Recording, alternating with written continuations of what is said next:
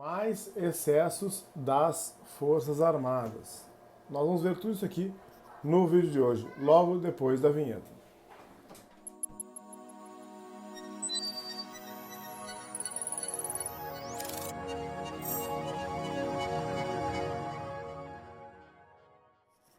Bem-vindos de volta. Se você for novo por aqui, pause o vídeo agora, se inscreva no canal, ative as notificações, deixe seu like, compartilhe nosso conteúdo e comente, quem sabe o seu comentário não vira um Augusto Leitão Responde. Passe nas nossas redes sociais, temos o meu Facebook e o meu Instagram, o @Augusto Leitão. Lá você encontra trailers, vídeos e algumas frases que você pode salvar e compartilhar. É o @Augusto Leitão, me segue por lá também. Conhece meu site, augustoleitãoadvocacia.com.br, e faça tudo isso que eu falei para que o YouTube entenda como relevante os nossos vídeos, como relevante o nosso conteúdo e entregue eles sempre para você e para mais e mais pessoas. Bom, eu tinha feito um vídeo na semana retrasada sobre excessos cometidos pelas Forças Armadas, por exemplo, a falta de contraditório, a oportunidade de ampla defesa, seja das pensionistas, seja dos militares, a não observância dos prazos, do devido processo legal. Isso acontece muito.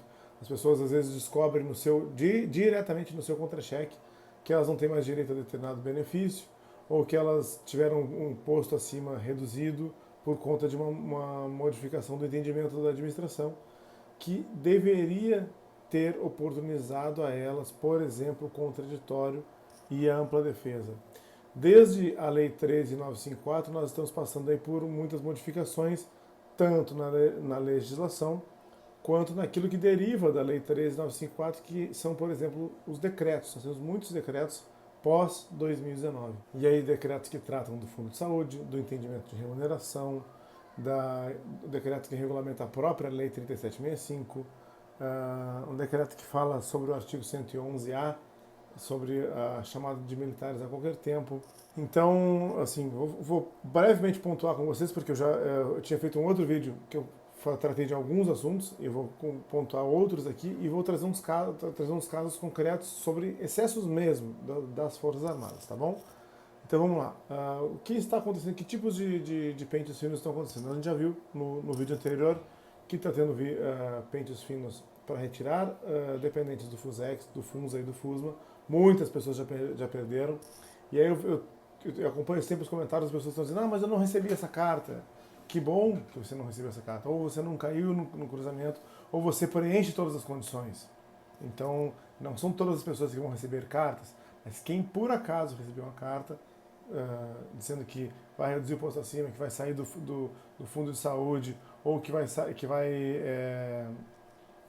perder um dos rendimentos porque acumula 3, não deixe de responder, não deixe de procurar um profissional que possa responder essa carta adequadamente, seja na via administrativa, seja na via judicial. Então, pentes finos que estão acontecendo no âmbito do Exército, Marinha e Aeronáutica, muitas vezes com participação do Tribunal de Contas e outras vezes nem tanto, outras vezes sem a participação do Tribunal de Contas.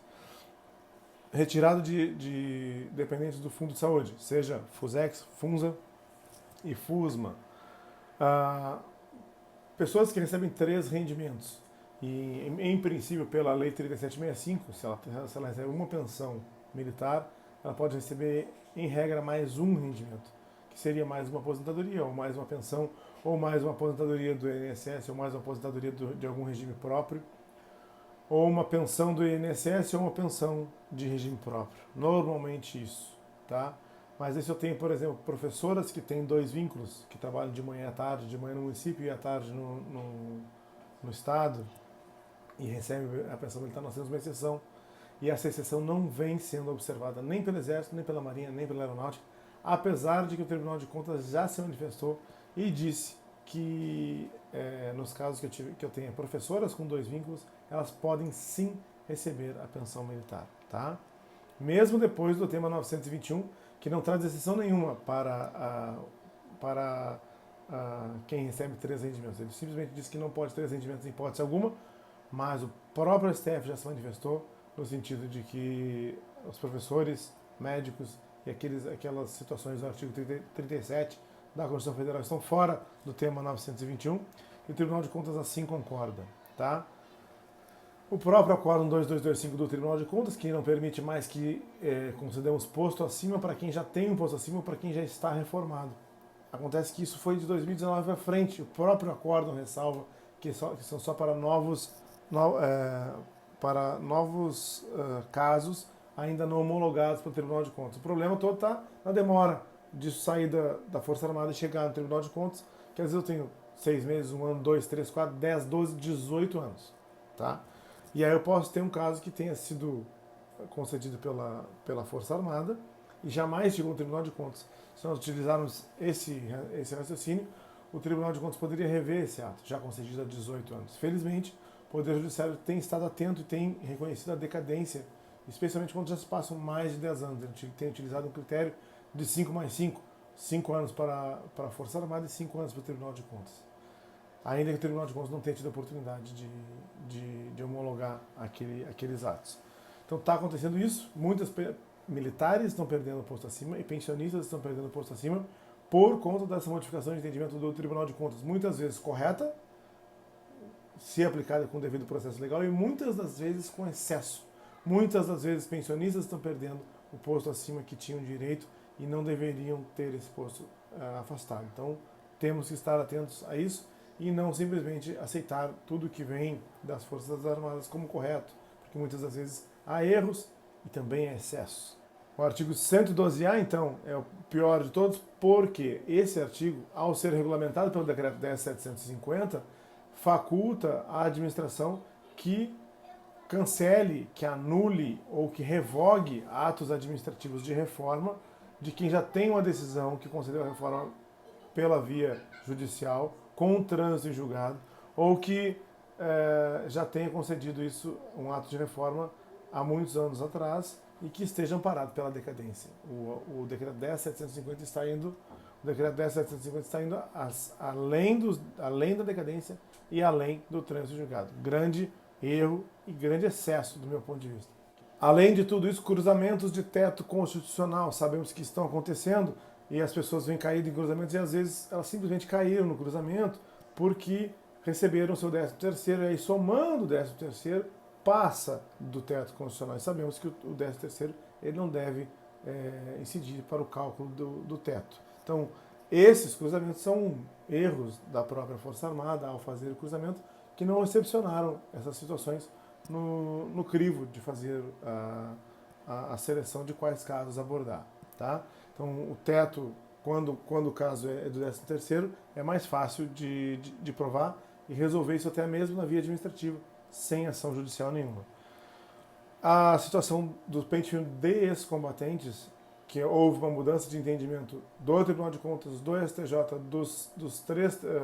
da maior parte dos tribunais regionais federais da segunda instância e também das 3 Forças Armadas, e passaram a não só não conceder pensões para as filhas de ex-combatentes com base na Lei 4242, mas começaram também a retirar de quem já tinha. Simplesmente mandaram uma carta e mesmo quem tinha recebido, se habilitado por decisão judicial, agora estão aplicando esse princípio do rebus sic stantibus, que se há uma mudança posterior, se há um fato posterior ao trânsito julgado, resolva-se e retire-se isso pela via administrativa, que eu acho isso um tremendo equívoco, um tremendo excesso da administração pública fazer procedimentos como esse. Tá?